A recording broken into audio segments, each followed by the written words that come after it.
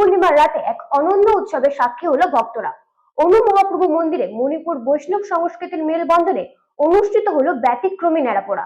প্রায় 200 বছরেরও বেশি প্রাচীন এই মন্দিরে মণিপুরের রাজা ভাগ্যচন্দ্রের কন্যা বিম্বাবতী দেবীর বিগ্রহ পূজিত হয়। দোল পূর্ণিমার রাতে এই রীতি পালিত হওয়ায় এই মন্দিরের অন্যতম বিশেষত্ব। নবদ্বীপের মণিপুর রাজবাড়িতে দোল পূর্ণিমার রাতে অনুষ্ঠিত হলো এক ব্যতিক্রমী ন্যাড়াপোড়া। মণিপুর বৈষ্ণব সংস্কৃতির অনন্য মেলবন্ধন ঘটেছে অনু মহাপ্রভু মন্দিরে। প্রায় 200 বছরেরও বেশি প্রাচীন এই মন্দিরে মণিপুরের রাজা ভাগ্যচন্দ্রের কন্যা বিম্বাবতী দেবীর বিগ্রহ পূজিত হয়। দোল উৎসব মূলত শ্রী চৈতন্য মহাপ্রভুর আবির্ভাব তিথি গৌর পূর্ণিমা উপলক্ষে অনুষ্ঠিত হয়। ভক্তরা নাম সংকীর্তন, প্রার্থনা ও রং আবিরের মাধ্যমে ভক্তি প্রকাশ করেন। মণিপুরী লোকসঙ্গীত, নৃত্য, মঙ্গল গান ও বিশেষ প্রার্থনা অনুষ্ঠিত হয়। মন্দির চত্বরে ভক্তদের উপস্থিতি ছিল চোখে পড়ার মতো। বর্তমান রাজনৈতিক পরিস্থিতির কারণে এবছর ভক্ত সমাগম কিছুটা কম ছিল, তবুও দোল উৎসবের প্রতিটি দিনে মণিপুর ঘরানার অনুষ্ঠানে মন্দির প্রাঙ্গণ ভরে ওঠে এক অনন্য ভক্তিময় আবহে। Bureau report, রাতদিন news network.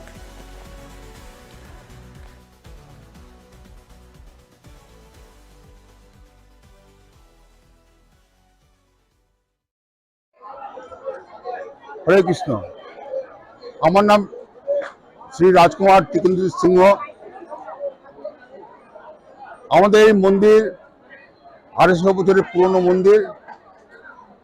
আমরা এখানে সেবা পূজা চালিয়ে যাচ্ছি রাজর্ষি ভাগ্যচন্দ্রের আমল থেকে। এবার যে অনুষ্ঠান হচ্ছে এটা হচ্ছে চৈতন্য মহাপ্রভুর 541তম আবির্ভাব উৎসব।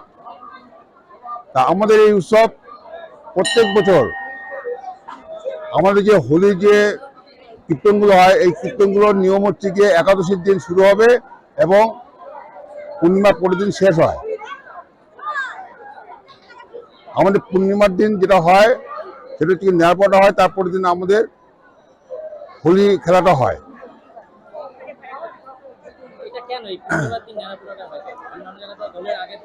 হ্যাঁ, কারণ হচ্ছে গিয়ে এটা আদিকাল থেকে চলে আসছে। এর কারণ এক কথায় যাকে বলা হয়, আমাদের সনাতন ধর্মের হিন্দু শাস্ত্র মধ্যে আর কি দুরকম নিয়ম আছে। একটা হচ্ছে গিয়ে বৈষ্ণবীয় ধর্ম, আর একটা হচ্ছে গিয়ে শাক্ত ধর্ম। তো সেই অনুযায়ী আমরা পরের দিনটা আমরা সবসময় পালন করে আসি। এই জন্যে আমরা ন্যাড়াপোড়ার দিন থেকে আমরা দোল হিসাবে নিই না। আমাদের এখানে যেরকম লোকালে আর কি এদিকে ন্যাড়াপোড়ার দিনই দোল হিসাবে নেওয়া হয়, কিন্তু আমরা ন্যাড়াপোড়ার দিন দোল নিই না। দোলের দিন আমরা ন্যাড়াপোড়া করি, কারণ ওই দিনকেই আবির্ভাব করেছিলেন।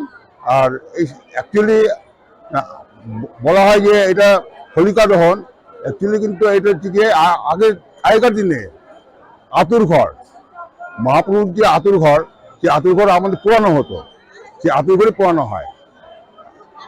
কি বোঝা গেল তো? এবারে তো মানে গতবারের তুলনায় এবার আরো কম বলা যায়। কারণ কি, আমাদের মণিপুরের পরিস্থিতি একটা মানে অস্বাস্থ্যকর এবং মানে মানে পলিটিক্যালি আর কি অত্যন্ত ডিস্টার্বের মধ্যে চলছে। আজকে 1.5 বছর 2 বছর ধরে মণিপুরে গণ্ডগোল। সেই গণ্ডগোলের কারণে এখনো পর্যন্ত মানে আমাদের রাষ্ট্র ব্যবস্থা, আমাদের জাতীয় সড়ক যেটা মণিপুর থেকে আসাম হয়ে পশ্চিমবাংলার শিলিগুড়ির যে রাস্তাটা, এই রাস্তাটা আজও পর্যন্ত যে ব্লক হয়ে রয়েছে, সেই ব্লককে আজ পর্যন্ত খুলতে পারেনি। সেহেতু বাসে করে আগে যেভাবে প্রচুর ভক্ত সমাগম হতো, সেই সমাগমটা সম্ভব হচ্ছে না। যারা নিতান্তই মানে না গেলেই নয় এইরকম যারা চিন্তাভাবনার মধ্যে আছেন, তারা এরোপ্লেনে করে তারা আসছেন এবং এখানে এই অনুষ্ঠানে যোগ দিচ্ছেন। আপনাদের এই মহাপ্রভুর আবির্ভাব তিথি উপলক্ষে যে অনুষ্ঠান, এটা বুধবার দিন সমাপ্ত। হ্যাঁ, এটা আজকে আগামীকাল আমাদের শেষ দিন। হ্যাঁ, আমার নাম রাজকুমার টিকেন্দ্র সিংহ। আমি রাজর্ষি ভাগ্যচন্দ্র মহারাজার ষষ্ঠম পুরুষ, ষষ্ঠম বংশধর আর কি। আমি মন্দিরের জেনারেল সেক্রেটারি।